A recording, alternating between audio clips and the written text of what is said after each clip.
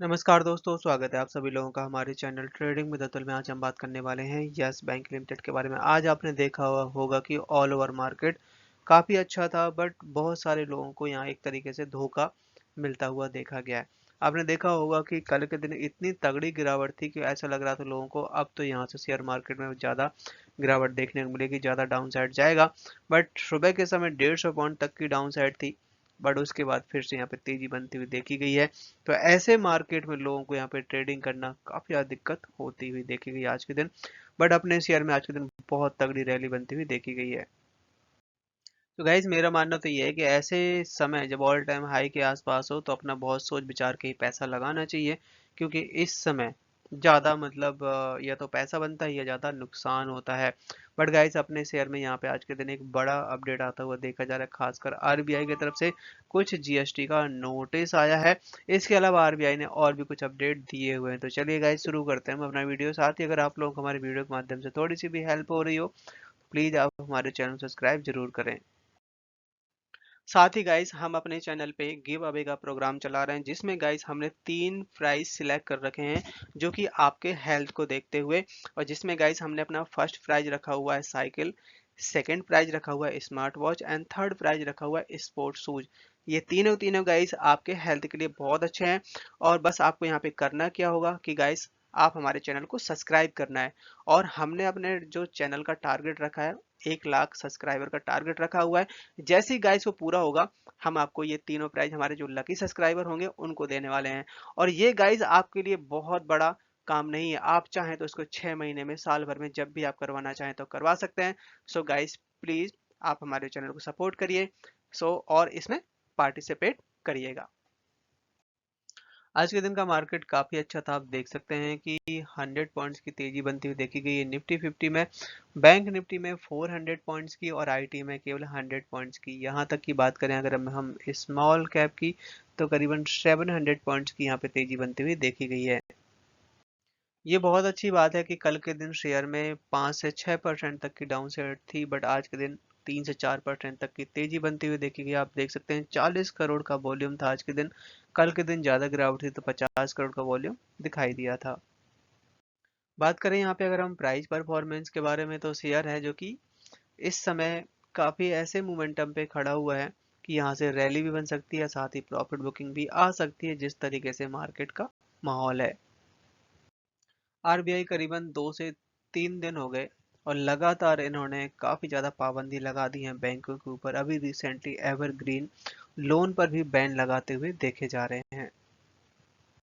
इस तरह के लोन में पैसा डूबने के चांसेस बहुत ज़्यादा होते हैं।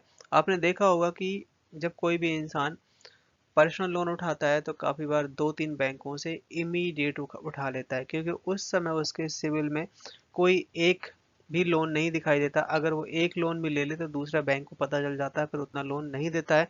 तो इस तरीके यहाँ पे जो एक्टिविटी होती है वहाँ पे ज़्यादा बैंकों का पैसा डूबने के चांसेस होते हैं। तो यहाँ पे आरबीआई ने इस चीज़ पे भी रोक लगाते हुए देखे गए हैं।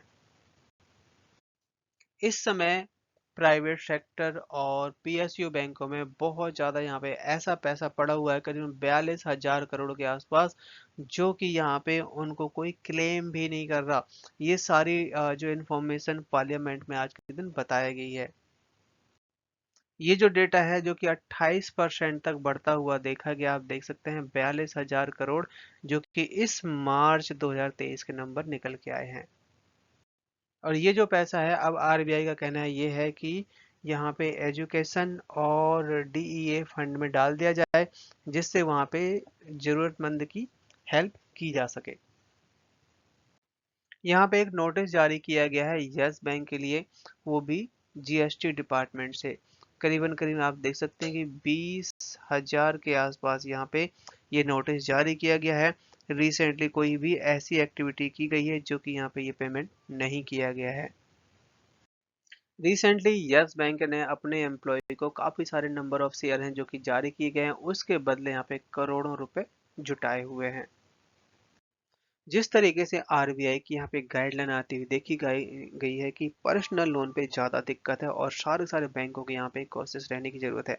तो यहाँ पे प्रशांत कुमार जी हैं जो यस बैंक के एमडी, उनकी तरफ से ये खुलासा किया गया है कि यस बैंक का जो यहाँ पे हाई रिस्क वेटेज है, इसमें यस बैंक लोअर साइड है, कोई टेंशन नहीं है।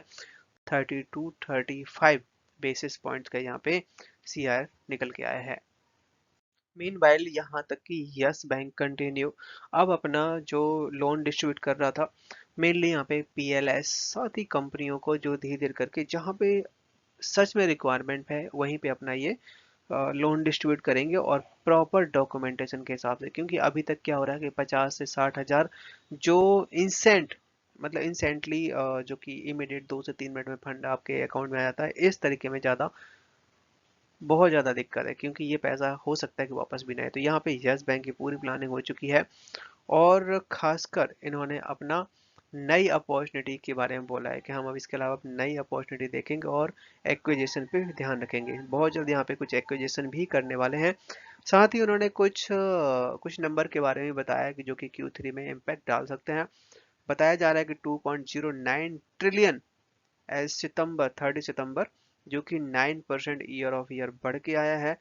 टोटल जो रिटेल लोन स्टोर जो कि 1 ट्रिलियन है, with large mid corporate and small and medium enterprises accounting for the rest। तो बहुत अच्छे नंबर आने की उम्मीद है। आप देख सकते हैं 2 ट्रिलियन और 1 ट्रिलियन, जो कि यहाँ पे रिटेल और स्मॉल लार्ज मीडियम कॉर्पोरेट के साथ में ये डील होती हुई देखी जा रही है। आज के दिन शेयर ने हाई बनाया 21.25 का, लो बनाया यहाँ पे 20 रुपए का, क्लोजिंग दी है 21.15 पे। 3.5% तक की तेजी बनती हुई देखी गई है।